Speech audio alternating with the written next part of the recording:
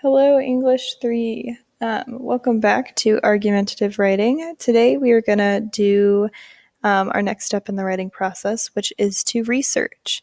So yesterday we worked on pre-writing and kind of starting to flesh out some of our ideas for our essays. And today we're going to look at how we can find sources to support our ideas. Remember, we're always looking for information to support, not just speak for us. So keep that in mind as you research, and it might help you to kind of look through some of your pre-writing and see if you want to look for specific ideas or topics for either statistics or facts or quotes that you can use to kind of support your main points. So in the post that you found this recording, you should see a lot of different links. One of them is just to the Stratford High School Library. I specifically wanted you to see right here.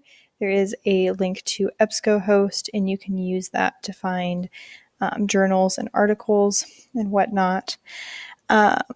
There's also a few other links, such as Google Scholar, which is another great place to go if you need to find good, credible sources. But also, it's okay also if you just want to use just plain old Google, and I'll show you in a minute how to do that because this is just a little bit more complicated. Something I would recommend as you research is you always want to make sure that you are saving your links as you go. It's very, very unfortunate if you read something and you really like it and want to use it in your paper, but then you can't find it. So I would just make a Google Doc now and start to save links or save article names and titles so that you can find them later. And it might even help you to make a note like, I found this one in EBSCOhost, or I found this one using Google Scholar. Another tip I have is I always try to take notes when I am doing research, because if you read something and then go back to start writing your rough draft in a few days, you might not really remember what you had read. I personally like to print things and to do highlighting because that's what works best for me. But if you want to save paper, just don't want to print things, it might also work to just once again open a Google Doc and start to copy and paste like quotes or sections of text that you find important, and then just leave yourself notes about how exactly it is that where you found it so that you can remember where it's all from. So any of that works. I would just recommend saving that information as you go, as it will save you a lot of time later. Also, in that same vein, as we start to do research, we need to remember that we do need to use citations. So also in that link of resources is Purdue OWL, and this is a great resource that you can use for anything with citations. We will be doing everything in MLA format. It shows you how to do general citations for your works cited list, which you all also have the Apogee extension installed on your Chromebooks, which will be up here in the corner. I don't personally have it on my Chromebook, but it looks like a little triangle that's red and white. And if you click on that when you're on a website, it should lead you to or give you the citation information. You may want to use this website to double check that it's correct. But the Apogee extension is a great resource for you to use. I also want you to note that on this website there is in-text citation help. So right here, if we click on this one, it'll give you some advice for how to make in-text citations, and you will need to use these in your essay as we go. So they're pretty simple for MLA. You just need your author's last name and the page number. If you mention your author's last name, like for example this one, Wordsworth extensively explored, ... then you can just use the page number afterwards. If the source you're using doesn't have pages, like it's just a website, it's just the author's last name. So very simple, but we need to make sure that we are doing that correctly as we work on writing our essays and get that far, because if we don't, that is something that would be counted as plagiarism, which is something we do not want to do. First of all, we don't want to do plagiarism because it would get you an F on your essay. And second of all, it's just not very, there's bad effects to that, just kind of that go beyond just you. You wouldn't want someone to use something that you worked hard on or something that you dedicated a lot of time and effort into without giving you credit. So it's just kind of a good standard to always give credit to someone else, and we don't steal other people's work. So in-text citations, as well as a works cited list for citations. Feel free to use Apogee. That extension is really helpful. And once again, it will save you a lot of time later if you go ahead and kind of start to save these citations as you go, rather than having to put them all in at the very end. Then the last thing we need to talk about when we talk about research is credibility.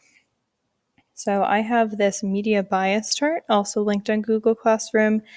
Now, I would rather you use more academic articles, either from EBSCO or Google Scholar. However, for some of you, you might want to use a news source, especially since you're talking about some current events. And if that is you, I want you to give this a good look and kind of use this as a guide for what counts as a credible news source.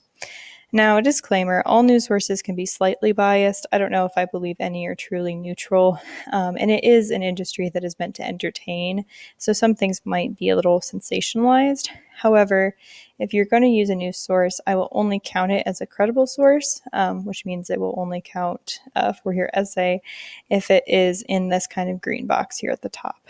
So these are the sources, news sources specifically, that have kind of been defined to be the least biased, and that sensationalize information the least. So anything that's in this bubble up here at the top are the ones that I would like you to use.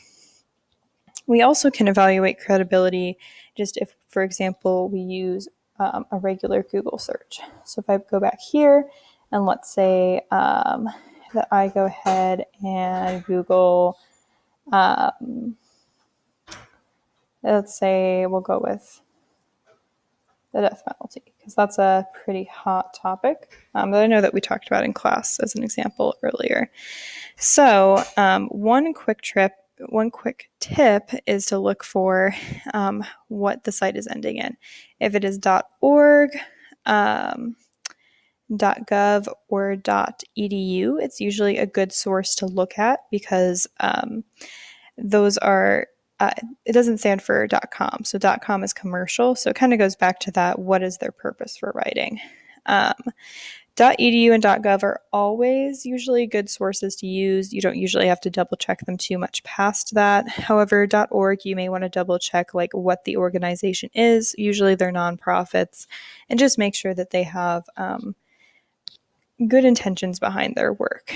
And so that's kind of the thing with credibility, is we always have to evaluate. So that's one quick way. The next way to evaluate is to kind of, like I said, if it's an organization, look at the organization and who they are and what they're doing. You might also just double check that the author is a legit writer. But generally, we're always going to avoid things like blogs or Wikipedia or anything like that. So even on this one, we have some great ones like the Equal Justice Initiative right here. And there's a lot of .org organizations that we could use as a resource that would work. And now one quick tip, even though I do not want you using Wikipedia alone as a source, Wikipedia can be a great way to find sources. So when you open a Wikipedia page, it has all of this information. And then if you scroll to the very, very, very bottom, oh, this one's long. You'll have a bibliography, and sometimes even this further reading section. And so in the bibliography, this one's very long, but this is all of the sources that the writer used. So you may look through these and actually find things that you could use in your essay, because most of these will actually be credible sources. You're still going to need to evaluate them, but they might be things that you could use. So even though you can't use Wikipedia itself, it can still be a tool to find sources for your paper. Okay, and I think that is all of my notes for this. If you have any more questions about research or need help, just remember EBSCOhost, Google Scholar, even just regular Google are all great ways. Do not forget to save your links or to take notes as you go. Also remember that you need to cite all of your sources in MLA format. And then the assignment you have for today and also tomorrow, as we'll have a work day on Friday to complete our research, is you need to find one source that you will use in your essay, and you need to copy the citation or write the citation and submit it on Google Classroom under this Research 101 post. You will need a minimum of 3 credible sources for your final essay, but for now I just want you to submit at least one and then to use your time on Friday to find the other 2. Or more if you find that you need more to really prove your point. So 3 is the minimum, but if you need more to get where you're going, that's great. All right, please let me know if you have any questions or need any help with this assignment. I look forward to seeing all the research you get done.